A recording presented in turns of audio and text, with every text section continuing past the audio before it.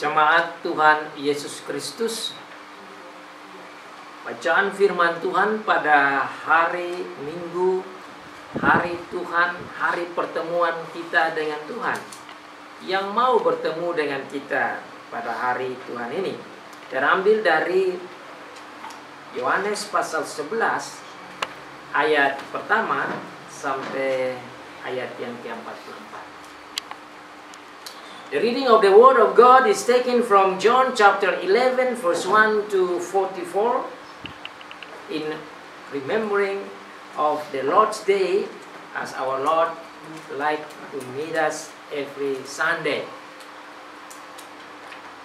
Sebagaimana nenek moyang kita, Adam dan Hawa, sebelum melakukan tugas sehariannya, mereka dipanggil oleh Bapa di surga untuk bertemu dengan Bapa dan dibekali oleh Bapa dengan firman Tuhan.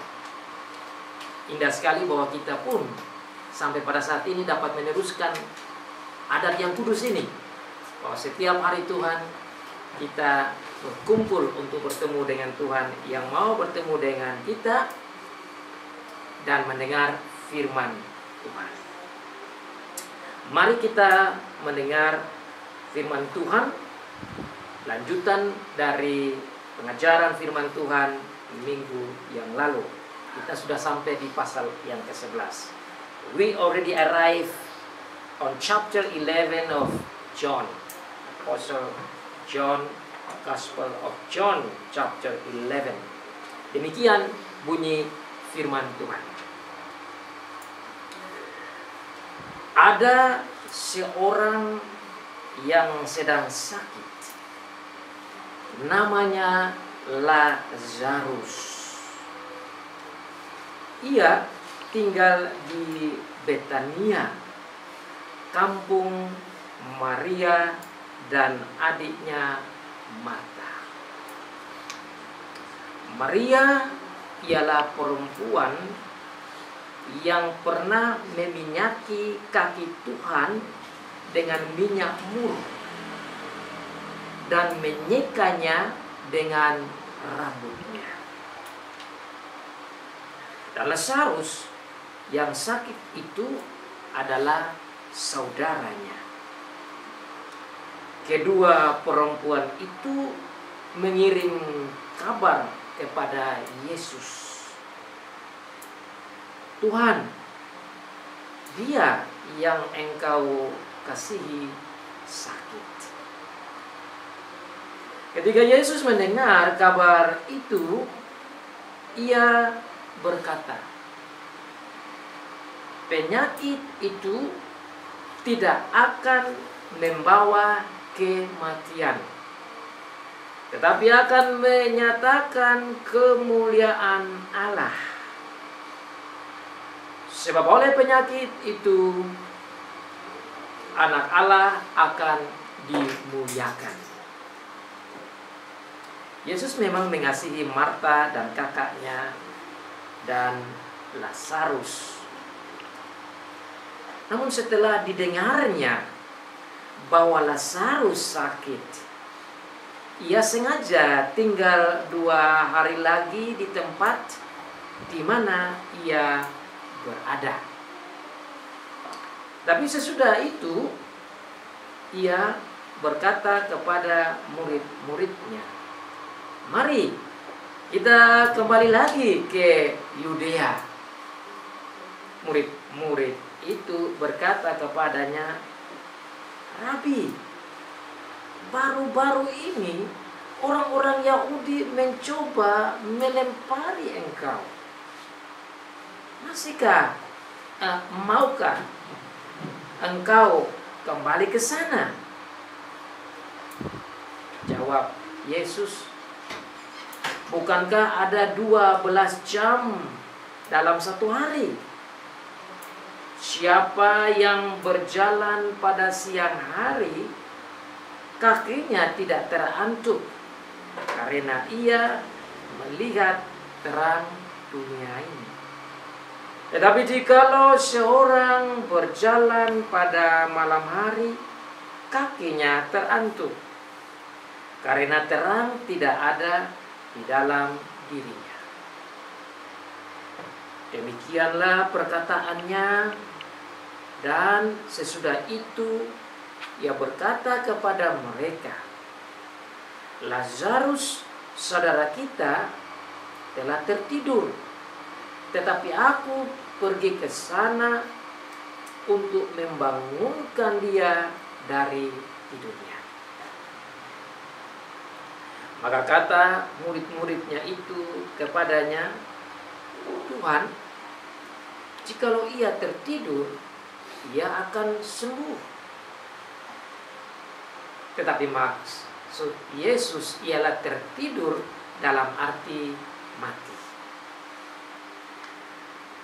Sedangkan sangka mereka, Yesus berkata tentang tertidur dalam arti biasa. Karena itu Yesus berkata dengan terus terang, Lazarus sudah mati. Tetapi syukurlah aku tidak hadir pada waktu itu. Sebab demikian lebih baik bagimu, supaya kamu dapat belajar percaya. Marilah kita pergi sekarang kepadanya. Lalu Thomas, yang disebut Didimus, berkata kepada teman-temannya, yaitu murid-murid yang lain, marilah kita pergi juga untuk mati bersama-sama dengan dia. Maka ketika Yesus tiba, didapatinya Lazarus telah 4 hari berbaring di dalam kubur. Betania terletak dekat Yerusalem, kira-kira 2 mil jauhnya. Di situ banyak orang Yahudi telah datang kepada Marta dan Maria untuk menghibur mereka berhubung dengan kematian saudara. Ketika Marta mendengar bahwa Yesus datang, ia pergi mendapatkannya. Tetapi Maria tinggal di rumah. Maka kata Marta kepada Yesus, Tuhan, sekiranya Engkau ada di sini, saudaraku pasti tidak mati. Tetapi sekarang pun aku tahu bahwa Allah akan memberikan kepadamu segala sesuatu yang engkau minta kepadanya. Kata Yesus kepada Marta, saudaramu akan bangkit. Kata Marta kepadanya, aku tahu bahwa ia akan bangkit pada waktu orang-orang bangkit pada akhir zaman. Jawab Yesus, akulah kebangkitan dan hidup. Barang siapa percaya kepadaku, ia akan hidup walaupun ia sudah mati. Dan setiap orang yang hidup dan yang percaya kepadaku tidak akan mati selama-lamanya. Percayakah engkau akan hal ini? Jawab Marta, ya Tuhan, aku percaya bahwa engkaulah Mesias, Anak Allah, Dia yang datang ke dalam dunia ini. Dan sesudah berkata demikian, ia pergi memanggil saudaranya Maria dan berbisik kepadanya, Guru ada di sana dan ia memanggil engkau. Mendengar itu, Maria segera bangkit lalu pergi mendapatkan Yesus. Tetapi waktu itu Yesus belum sampai ke dalam kampung itu. Ia masih berada di tempat Marta menjumpai dia. Ketika orang-orang Yahudi yang bersama-sama dengan Maria di rumah itu untuk menghiburnya, melihat bahwa Maria segera bangkit dan pergi keluar, mereka mengikutinya. Karena mereka menyangka bahwa ia pergi ke kubur untuk meratap di situ. Setibanya Maria di tempat Yesus berada dan melihat dia, tersungkurlah ia di depan kakinya dan berkata kepadanya, "Tuhan, sekiranya Engkau ada di sini, saudaraku pasti tidak mati." Ketika Yesus melihat Maria menangis dan orang-orang Yahudi yang datang bersama-sama dia, maka maskullah hatinya dan ia sangat terharu dan berkata, "Di manakah dia kamu baringkan?" Jawab mereka, "Tuhan, marilah dan lihatlah." Maka menangislah Yesus. Kata orang-orang Yahudi, "Lihatlah betapa kasihnya kepadanya." Tetapi beberapa orang diantaranya berkata, "Ia yang memelekkan mata orang buta, tidak sanggupkah ia bertindak sehingga orang ini tidak mati?" Maka maskullah pula hati Yesus. Lalu ia pergi ke kubur itu. Kubur itu adalah sebuah gua yang ditutup dengan batu. Kata Yesus, "Angkat batu itu."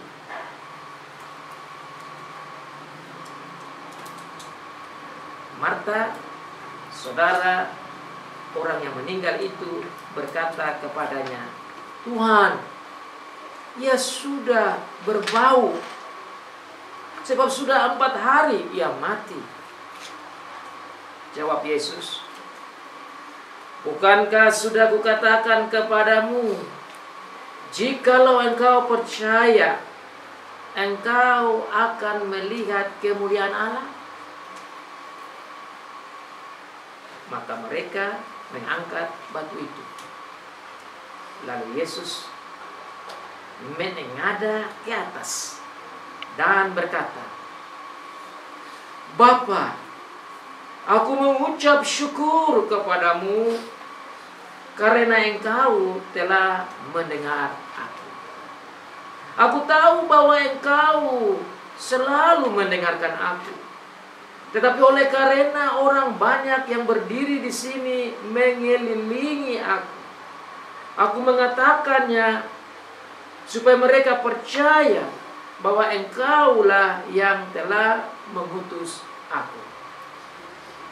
Dan sesudah berkata demikian, berserulah ia dengan suara keras, "Lazarus, marilah keluar."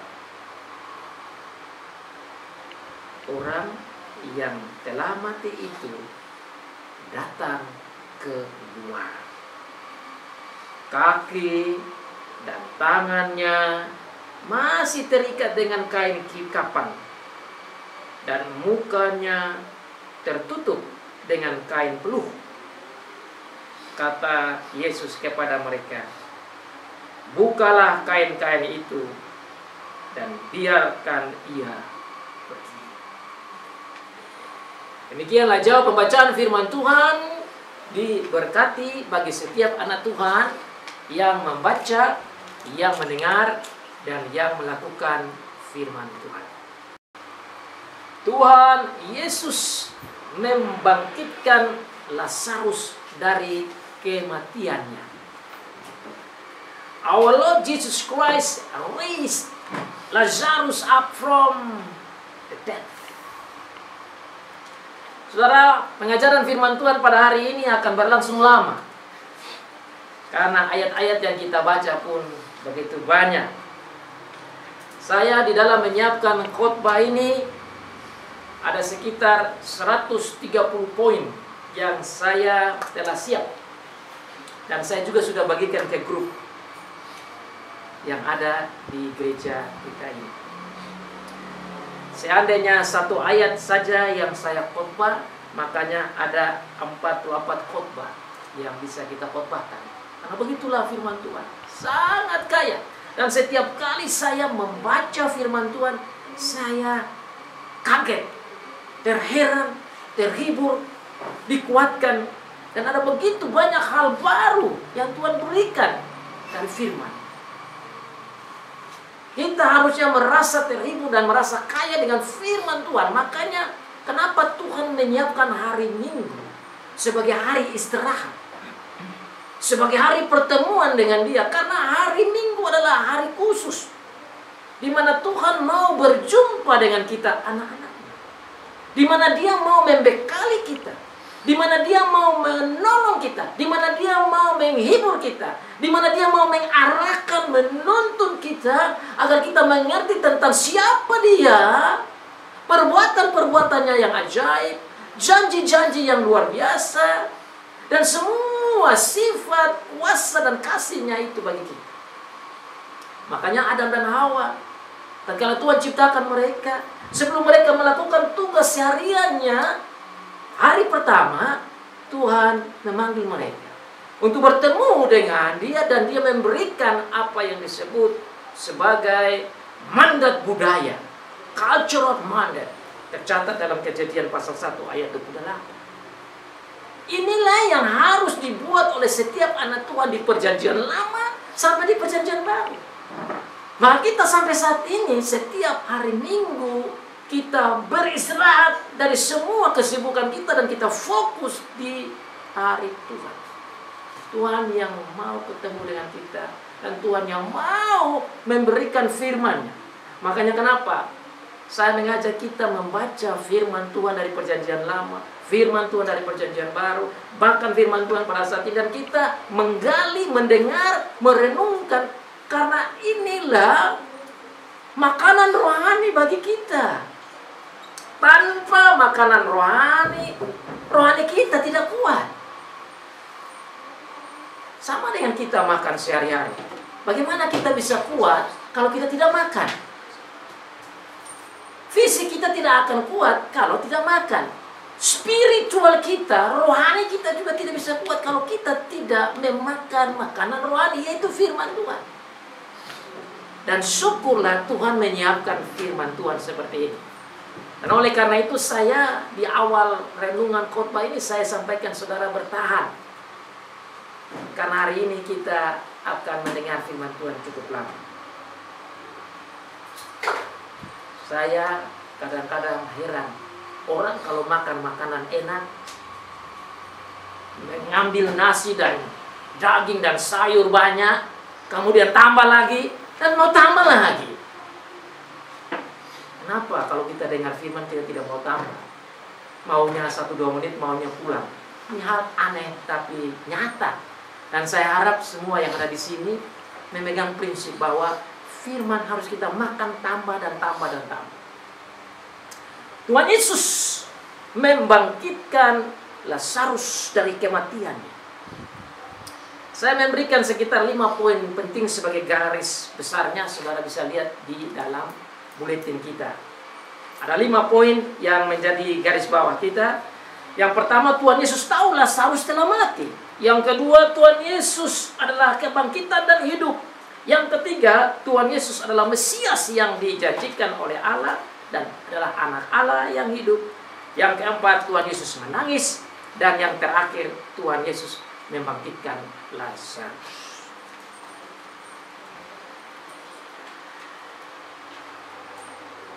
Lima poin ini saya harap menolong saudara dan saya untuk memahami ayat per ayat. Rasul Yohanes memberitahukan kepada kita bahwa peristiwa ini terjadi di sebuah tempat namanya Betania. Dan dalam penjelasan firman Tuhan dikatakan bahwa Betania itu ada sekitar 2 mil jauhnya dari Yerusalem. Itu ayat 18. 2 mil bagi kita agak susah dipahami karena kita di sekolah tidak belajar ukuran jauh itu dengan mil. Maka kita perlu converse atau pahami dengan kilometer. Dan saya pelajari 2 mil itu sama dengan 3 kilo lebih. Jadi saudara bisa bayangkan perjalanannya 3 kilo lebih itu cuma bisa jalan kaki. Dan bukan saja itu, pada waktu itu Tuhan Yesus dan murid-muridnya dan orang-orang Yahudi sering jalan kaki dari satu tempat ke tempat yang lain. Dan saya pernah khotbahkan juga, kalau tempat tinggal Tuhan Yesus itu di Nazaret, itu di Galilea, Yerusalem itu jauh, lebih dari hampir 200 kilo. Dan perjalanan bisa 4-5 hari. Jadi kalau 2 mil itu dekat, 3 kilo itu bagi mereka dekat. Ya bagi kita yang tidak biasa jalan, rasanya jauh. Karena dunia kita berbeda dengan zaman itu. Tuhan Yesus pada waktu itu mendengar berita dari saudari-saudari dari Lazarus yang namanya Marta dan Maria. Mereka punya saudara laki-laki namanya Lazarus. Kalau saudara melihat konteks di sini, kita dijelaskan bahwa Tuhan Yesus begitu mengasihi mereka. Bahkan berita yang disampaikan kepada Tuhan Yesus bahwa Lazarus itu yang engkau kasih itu sakit. Nah, kalau kita mendengar kata seperti begini, kita harus melihatnya secara praktis. Apa artinya? Tidak mungkin Tuhan Yesus mengasihi Lazarus dan Marta dan Maria tanpa ada relasi dekat. It must be deep, close connection between Jesus and them. Harusnya ada relasi yang dekat sekali. Nah, kalau ada relasi yang dekat, itu berarti mereka spending time yang banyak. Dan saya menafsir bahwa kemungkinan besar tatkala Tuhan Yesus berjalan dari Nazaret yang ratusan kilo itu ke Yerusalem, dia menetap tinggal bersama dengan ketiga orang ini. Sehingga ada waktu yang banyak berbicara, berdiskusi, mengajar kepada Maria, Marta, dan Lazarus. Dan mereka melihat bahwa Tuhan Yesus begitu mengasihi keluarga ini, khususnya sekarang Lazarus. Sehingga berita yang disampaikan di sana bahwa Tuhan, dia yang engkau kasih itu sakit. Ayat yang ketiga. Kenapa mereka memberikan berita ini kepada Tuhan Yesus seperti begitu? Karena mereka berharap agar Tuhan Yesus bisa datang. Karena begitu dekatnya relasi antara Marta, Maria, dan Lazarus. Harapan mereka besar Tuhan Yesus bisa datang. Harapan mereka besar karena mereka tahu bahwa Tuhan Yesus itu bisa berbuat hal apa saja. Dan itu diakui oleh mereka bahwa apapun yang Tuhan Yesus jalankan dan sampaikan kepada Bapa itu akan dikabuli. Jadi mereka benar-benar melihat Tuhan Yesus ini sebagai Mesias, sebagai anak Allah, sebagai yang mampu membuat hal-hal ajaib. Dan memang perbuatan ajaib yang Tuhan Yesus buat itu sudah sangat tersebar. Bahkan dalam konteks pun saudara bisa lihat. Ada yang mengomel-ngomel, kata orang yang buta dari kecil saja, lahir saja bisa sembuh. Masa dia tidak bisa sembuhkan Lazarus? Jadi masalah penyembuhan dan perbuatan mujizat bagi Tuhan Yesus itu sudah sangat diketahui oleh banyak orang. Apalagi Marta, Maria, dan Lazarus yang begitu dekat dengan Tuhan Yesus. Dan saudara bisa bayangkan tatkala Marta dan Maria bertemu dengan Tuhan Yesus dan ungkapan yang sama dikatakan kepada Tuhan Yesus. Jikalau Tuhan ada di sini, saudara saya tidak akan meninggal. Dan itu hal yang logis, hal yang nyata, dan hal yang lumrah. Kalau Tuhan Yesus ada, pasti sembuh. Apalagi saudara, ada banyak cerita, ada yang jauh-jauh sakit, Tuhan Yesus bilang pergi saja, dia sudah sembuh. Tuhan Yesus omong saja dari jauh, mujizat terjadi. Apalagi kalau dia ada. Jadi sebenarnya mereka sangat berharap supaya Tuhan Yesus datang dan menyembuhkan sakit dari saudara laki-laki mereka. Tetapi di dalam konteks kita, saudara lihat baik-baik, Tuhan Yesus tahu, itu dalam poin pertama ya, Tuhan Yesus tahu bahwa Lazarus ini sudah meninggal. He knows already that Lazarus already passed away. Statement ini saudara menegaskan kepada kita bahwa Tuhan Yesus memang Allah. Bagaimana bisa tahu jauh-jauh sebelum berita datang? Bahkan berita yang datang itu bukan mati. Berita yang datang ke telinga Tuhan Yesus yaitu dia yang engkau kasih sakit. Tapi Tuhan Yesus sampaikan kepada murid-murid dia bukan sakit, dia tertidur atau dia mati sebenarnya. Itu kata-kata metafor yang Tuhan Yesus pakai, yang mereka tidak terlalu paham. Setelah itu Yesus juga bicara secara langsung, dia bukan tidur, tapi dia sudah mati. Namun tatkala kita baca firman Tuhan, kita boleh menarik kesimpulan penting. Tatkala Tuhan Yesus tahu bahwa dia mati, pada hanya konteksnya berita datang sakit, ini adalah seorang manusia yang ilahi sebenarnya. This is not just normal man, he is a true man, but he also must be above man, which is a true God. Harusnya ini dia Tuhan. Makanya dalam firman Tuhan selalu dikatakan Tuhan, Tuhan, Tuhan, Tuhan. That's emphasize that he is God. Ini yang harus kita tarik dari firman Tuhan pertama. Ini akan menolong iman kita. Hanya dengan statement kesaksian firman yang katakan bahwa dia sudah tahu sebelum Lazarus mati. Sebelum berita lebih jelas kasih tahu dan kesaksian lebih nyata bahwa dia sudah mati, dia sudah tahu itu. Nah, karena dia tahu itu, dia mengambil langkah surgawi yang berbeda dengan apa yang diharapkan oleh Marta dan Maria. Dan ini juga kita bisa belajar. Kita dalam doa, permohonan kita mau jadi sudah. Kita mau Tuhan jawab sudah. Bukankah Marta dan Maria mau supaya dijawab kan? Kan dia mau Tuhan datang sudah supaya sudah laki-laki saya sembuh. Itu harapan manusia. Sehingga mereka kecewa, kenapa Tuhan tidak ada? Kalau ada kan sudah sembuh. Dan kita juga begitu. Dalam sakit kita, dalam pergumulan kita, kita cenderung untuk memohon kepada Tuhan supaya Tuhan menjawab kita right on. Langsung harus dijawab. Mari kita belajar strategi Tuhan. Tuhan Yesus tahu. Tapi apa yang dikatakan firman Tuhan di sini? Tuhan Yesus sengaja. Tuhan Yesus tidak langsung ke sana. Bahkan Tuhan Yesus bilang kepada murid-muridnya, lebih baik kita jangan pergi dahulu supaya kamu pun belajar percaya. Saudara, bagi saya ini adalah hikmat yang super duper luar biasa. This is a very deep wisdom of God, which is through Jesus Christ. Through this event, He wanted to teach the people to learn to believe. Lewat peristiwa ini, dia mau murid-muridnya belajar. Itu pertama. Dia mau Marta belajar. Dia mau Maria belajar. Dia mau orang-orang Yahudi belajar.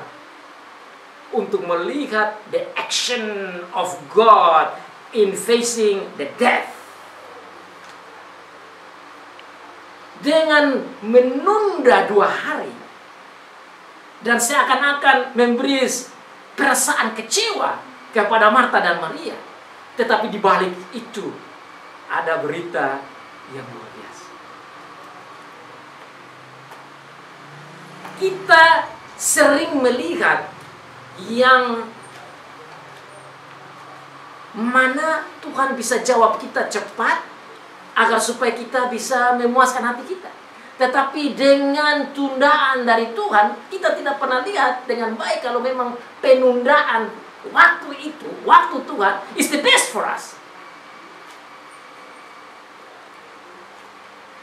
Kita pikir Tuhan tidak dengar doa saya, kadang-kadang gitu. Nah, saya sudah berdoa, Tuhan tidak jawab. Tetapi the time of God is not ours. Waktu Tuhan itu bukan waktu kita. Maka Tuhan Yesus katakan dalam firman, saudara lihat di sana, Tuhan Yesus bilang, kita tunggu sampai 2 hari lagi, sampai nyata kepada orang di sana tahu bahwa memang Lazarus itu sudah mati. 4 hari. Di dalam budaya tahyul orang-orang Yahudi, kita juga kan punya tahyul-tahyul di sini ya.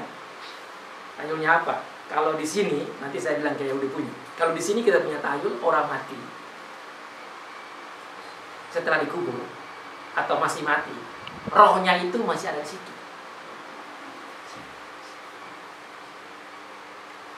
Orang ditabrak mobil, darahnya banyak di jalan raya situ. Ada yang mau lewat itu lihat darah takut. Kenapa? Karena roh dari situ. Kalau orang sudah dikubur, orang berpikir bahwa roh orang mati ada di situ. Sehingga kalau orang berjalan melewati kubur, kepalanya jadi besar, betis-betisnya juga berat, ketakutan. Itu tahyul-tahyul kita. Dengan berpikir bahwa rohnya ada di situ. Nah, orang Yahudi juga ada tahyul seperti begitu. Bagaimana tahyulnya? Mereka melihat bahwa kalau orang mati itu, setelah mati, dalam 3 hari rohnya masih ada di situ dan berharap untuk kembali lagi ke tubuhnya dan dia bisa kembali hidup. Itu pemahaman tahyul mereka. Nah, sekarang saudara sudah bisa paham kenapa Tuhan Yesus kok tidak langsung pergi. Kalau Tuhan Yesus pergi waktu 2 hari mati, ya, meninggal Lazarus, kan nanti mereka bilang, oh kan rohnya kembali dong. Begitu logikanya. Tapi karena Tuhan ini mengerti dan dia memang Allah dan dia mau menolong pemahaman-pemahaman Yahudi pada waktu itu secara tahyul, dia tunggu 4 hari. Bahkan Marta sampai katakan, Tuhan sudah berbau. Dan orang semua tahu 4 hari ya bau. Nah, saudara bisa bayangkan kalau sudah mati 4 hari, sudah berbau lagi, nanti peristiwa kebangkitan ini bisa sih. Tahyul tidak bisa lawan, dan orang-orang yang beda kepercayaan tentang hal kebangkitan itu tidak bisa melawan Tuhan Yesus punya action. Jadi saudara, dengan cara Tuhan Yesus di poin pertama ini, dia tahu Lazarus sudah mati dan dia menunda, dia mau membuktikan kepada mereka bahwa dia memang Allah, bahwa peristiwa kebangkitan ini bukan karena tahyul, bahwa apa yang dia buat ini memang harus dipercayai oleh mereka yang tidak percaya dia sebagai Allah itu. Dalam konteks yang kita baca, sudah lihat dalam pasal yang ke-10 kan sudah dijelaskan. Mereka mau ambil batu, mau lempar Tuhan Yesus. Kenapa mereka mau lempar Tuhan Yesus? Karena mereka bilang, engkau manusia saja kok engkau buat diri seperti Allah. They got angry because Jesus said, I and the Father are one. Dan saudara-saudara dengan khotbah itu, dia katakan bahwa aku dan Bapa satu. Yohanes pasal 10 ayat 30. Dan ayat 31 dan selanjutnya, dalam konteks dikatakan bahwa mereka mengambil batu dan mau lempar dia. Terus Tuhan Yesus bilang, loh apa yang salah yang saya buat? Kamu mau lempar saya? Dosa apa yang saya buat? Terus mereka katakan, bukan perbuatan baik yang engkau buat yang kami mau lempar kamu, tapi kamu bilang kamu sama dengan Allah.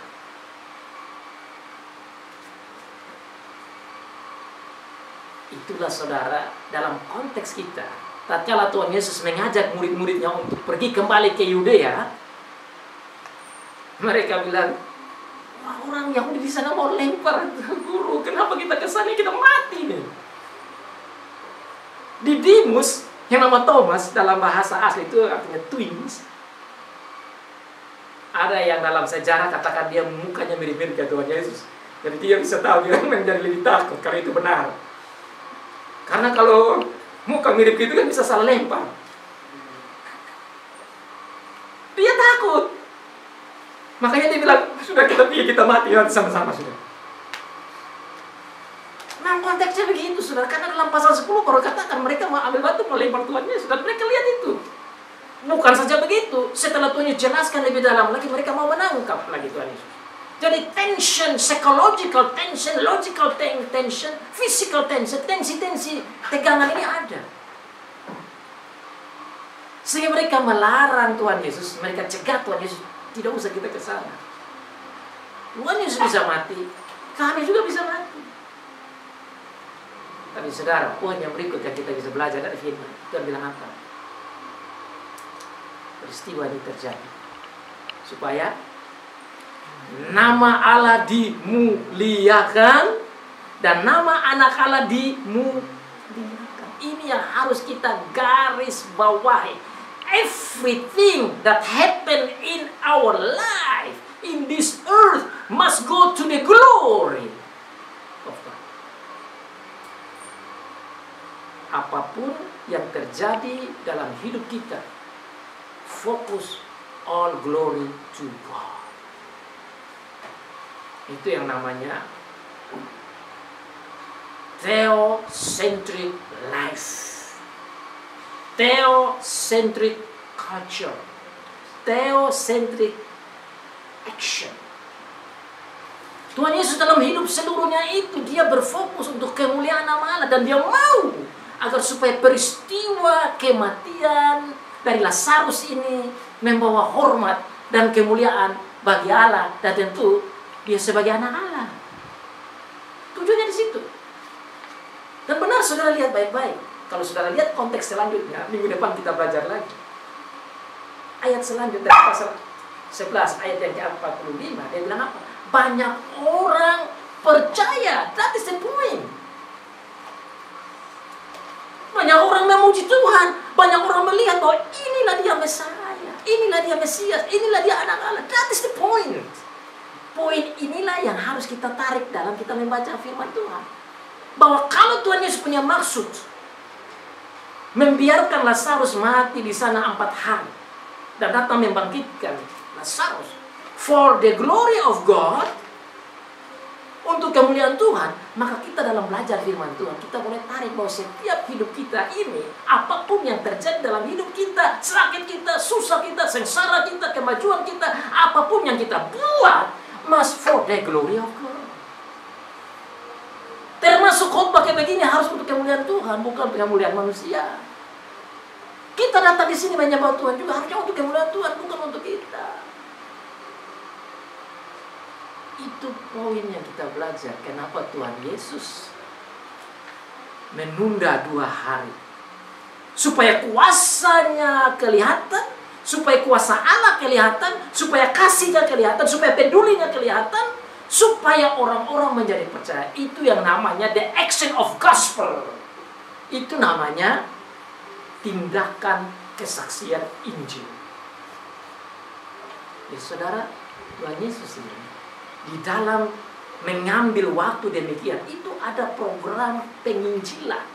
Berita baik yang dia mau sampaikan. Injil adalah berita baik. Berita baik yang mau dia sampaikan kepada orang banyak di sana, supaya orang banyak yang tidak percaya kepada dia, percaya. That's the point. Itu poinnya. Yang saudara lihat dalam ayat selanjutnya, percaya. Memang ada juga yang tidak percaya, tapi that's your problem. Karena kalau mereka tidak percaya, mereka harus bertanggung jawab dengan kebenaran-kebenarannya.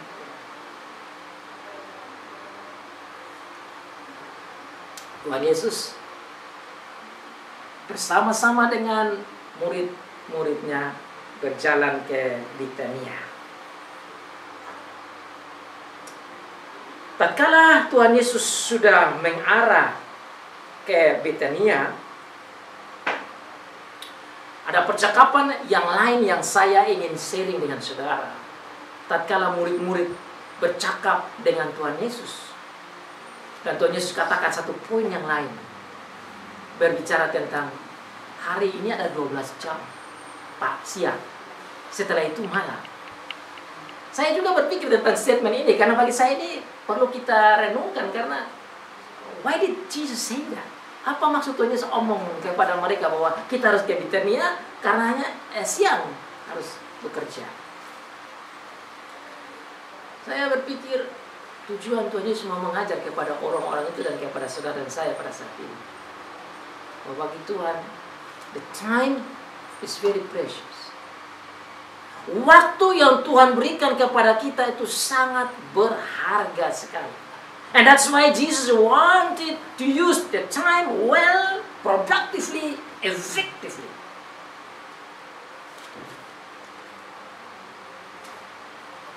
Dia mau mengajar kepada kita, jangan sampai kita salah menggunakan waktu yang Tuhan kasih kepada kita.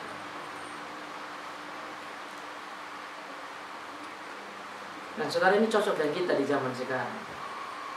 Karena bukankah banyak orang membuang-buang waktu dengan media sosial, dengan hura-hura yang mengarah pada narsisme, kepentingan diri, egois, bahkan hedonis. Tujuannya untuk menyenangkan diri daripada menyenangkan Tuhan. Wrong using the time. Salah menggunakan waktunya. Sehingga orang datang gereja maunya 5 menit pulang udah. Pendeta khotbah lama-lama dia ngomong-ngomong. Why? Because I need the time for me. I want to watch the soccer. I want to play the soccer. I want to go for fun. Saya mau keluar main bola. Saya mau keluar untuk tamasya. Saya mau piknik. Saya yang mau. And we make wrong decision. Makanya saudara, saya harap dengan pengajaran hari ini tentang time, let's use it well. Seperti Tuhan saja di sini. Bahwa siang Tuhan kasih untuk kita bekerja. Let's use it productively, effectively for God's glory. Bagaimana kita gunakan waktu yang ada untuk kemuliaan Tuhan? Saudara bayangkan Tuhan Yesus ini dengan murid-murid ini jalan kaki, ini bukan main-main, ini bukan sedikit energi dan waktu yang mereka pakai untuk kemuliaan nama Tuhan. Kita sekarang sebenarnya jauh lebih enak, dan harusnya zaman sekarang orang lebih bisa banyak datang ke Tuhan dan bisa lebih banyak duduk dengan mendengar firman Tuhan, menyembah Tuhan seperti ini. Harusnya demikian. Saudara coba cek di mana orang mau dengar firman Tuhan lebih lama. Orang ngomel, orang marah-marah karena khotbah terlalu panjang. And that's wrong in using the time, dalam menggunakan waktu. Makanya Tuhan Yesus, kalau lihat dalam pengajaran hidupnya, dia pergi ke kota-kota, ke desa-desa, ke kampung-kampung, mengajar dan mengajar dan mengajar. Bersama itu membuat mujizat. Tapi tujuannya mengajar supaya people mengenal dia dan menyembah Tuhan. That's the point. Tujuannya supaya fokusnya untuk kemuliaan nama Allah. Perjalanan yang jauh itu, sampailah mereka ke kampung di mana Lazarus dikuburkan, atau di Betania, tempat tinggal Marta, Maria, dan Lazarus. Ayat 17, maka ketika Yesus tiba, didapatinya Lazarus telah 4 hari berbaring di dalam kubur. Betania terletak dekat Yerusalem, kira-kira 2 mil jauhnya. Ayat 19, di situ banyak orang Yahudi telah datang kepada Marta dan Maria untuk menghibur mereka berhubungan dengan kematian saudaranya. Kata-kata banyak orang Yahudi, apalagi dekat Yerusalem, saudara bisa bayangkan berapa banyak orang di situ. Memang Alkitab tidak sampaikan berapa banyak, tapi dengan banyak saya bisa bayangkan ini adalah orang-orang yang punya spirit of togetherness-nya itu besar. Semangat kebersamaannya itu besar. Dan saudara bayangkan ini 4 hari saja orang masih ada. Kita datang dari berbagai macam suku di sini ya. Saya lebih banyak di Kupang, dari saya lebih paham suku di Kupang, di Rote, di Sabu, di bagian NTT. Dan saya harap mungkin sama juga. Yaitu tatkala ada kematian, itu orang-orang datang bersama. Bahasa Kupang bilang mete. Mete itu artinya dia duduk bersama yang berduka cita, bermalam bersama, berhari bersama, datang dan ada malam-malamnya itu. Orang Yahudi memiliki tradisi demikian. Bahkan kalau saudara buka dalam Kejadian pasal 50, kalau bicara tentang kematian Musa, kematian Yakub, itu 1 bulan. Sudah mulai buka saya dalam Kejadian pasal 50. 30 hari berkabung. Kalau kita di NTT atau mungkin di tempat lain tidak sampai begitu. Tapi begitulah semangat kebersamaan. Poin saya dalam menggali poin ini tujuannya begini. Kalau begitu banyak orang Yahudi yang datang, saudara bisa bayangkan the target of our Lord Jesus Christ is achieved.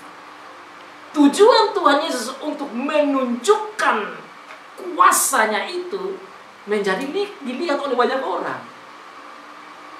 Kalau saudara banding dalam Markus pasal yang ke-5, Tuhan Yesus juga bangkitkan seorang anak, namanya anak Zairus ya. Itu anak dari kepala rumah ibadah. Itu udah mati juga. Anak itu umurnya sekitar 12 tahun. Tapi setelah itu Tuhan Yesus bilang jangan kasih tahu banyak orang. Tapi yang ini saudara, yang ini terjadi di muka umum. Ini satu kesaksian yang luar biasa sekali yang Tuhan sudah programkan itu. Jadi dengan firman Tuhan katakan ada banyak orang. Bagi saya melihat firman ini kekayaan sukacita, poin yang Tuhan mau capai di sini yaitu agar begini banyak yang lihat. You better believe. Percaya sudah. Masa dibata-bata lihat pun tidak percaya, ini aneh. Makanya Tuhan itu bekerja dengan logis juga supaya masuk akal apa yang terjadi. Ini bukan cerita-cerita isapan jempol omong kosong saja. This is a true, this is real. Sehingga apa yang disampaikan di firman ini kebenaran, itu yang namanya kebenaran. Sehingga kita bicara kebenaran tidak perlu takut-takut dan tidak perlu ragu-ragu dan tidak perlu kompromi-kompromi. You just say it out. Saksikan yang apa yang ada. Sehingga murid Tuhan Yesus Yohanes ini dia tulis apa ada tanpa takut. Itulah kebenaran. Kalau kebenaran ada ya you say it. Dan orang banyak yang datang ini tidak bisa menyangkal. Dan saudara bayangkan dalam konteks nanti minggu depan saudara akan lihat. Ini harus dihadapi oleh para pimpinan-pimpinan gereja waktu itu. Anggaplah gereja, sinagoga itu kan gereja. Orang-orang rohani, orang-orang pimpinan-pimpinan Saduki, pimpinan-pimpinan Farisi yang mengatur bangsa Israel waktu itu harus hadapi kebenaran ini. Dan kalau saudara baca lanjut, mereka mau bunuh Lazarus. Kenapa? Karena ini bukti kebenaran. Jadi kebenaran harus dihabisi. You cannot do that. Kebenaran tidak bisa dibakar. Kebenaran tidak bisa dihanguskan. Baik saat ini sampai di akhirat. No. Makanya lebih baik peluk kebenaran. Karena sampai akhir pun kebenaran itu bersama dengan kita. Makanya banyak orang ini ada supaya orang ini juga berikan kesaksian. Dan banyak yang percaya itu tidak bisa dilawan. Dan sampai saat ini saudara, meskipun ada omong kosong dari orang-orang pimpinan Yahudi waktu itu, tapi sampai saat ini orang Kristen masih percaya apa yang terjadi karena memang that's the truth. Dan you as the disciple of Jesus must hold this.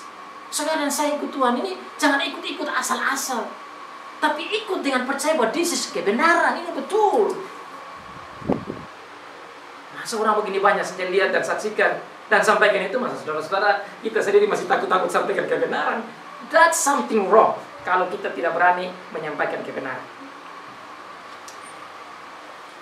Ayat 20, ketika Marta mendengar bahwa Yesus datang, ia pergi mendapatkannya, tetapi Maria tinggal di rumah. Maka kata Marta kepada Yesus, Tuhan, sekiranya engkau ada di sini, saudaraku pasti tidak mati. Tetapi sekarang pun aku tahu bahwa Allah akan memberikan kepadamu segala sesuatu yang engkau minta kepadanya. Ayat 23. Kata Yesus kepada Marta, saudaramu akan bangkit.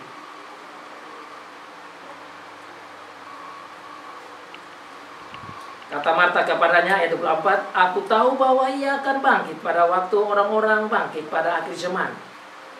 Jawab Yesus, akulah kebangkitan dan hidup. Barang siapa percaya kepadaku, ia akan hidup walaupun ia sudah mati.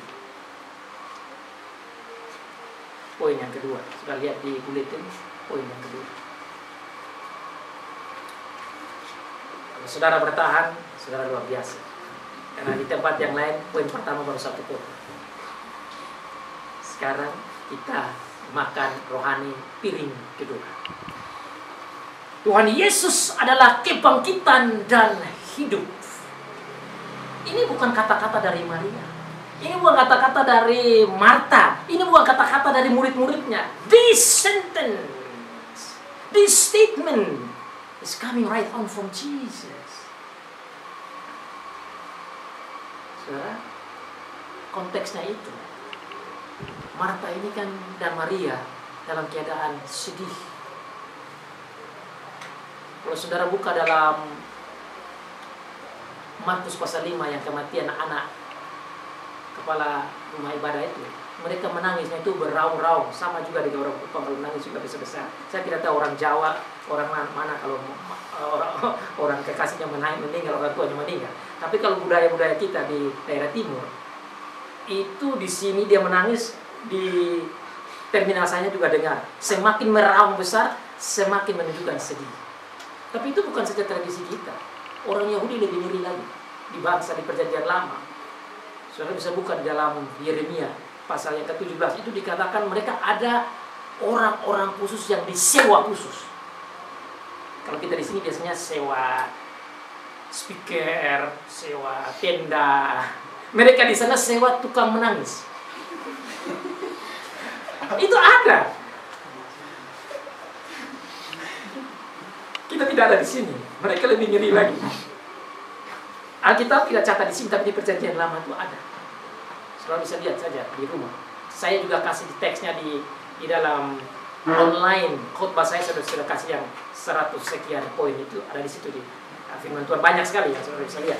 Tapi saya mau ringkaskan saja di sini bahwa tatkala Tuhan Yesus datang, pasti tangisannya itu bukan sedikit. Dan bukan saja Maria dan Marta yang menangis, orang-orang Yahudi juga menangis bersama-sama dengan mereka. Dan saudara tahu kalau Tuhan Yesus saja begitu dekat dengan mereka dan begitu saling mengasihi, saudara bisa bayangkan bahwa ini keluarga yang sangat lovely. Mereka pasti seorang yang baik sekali.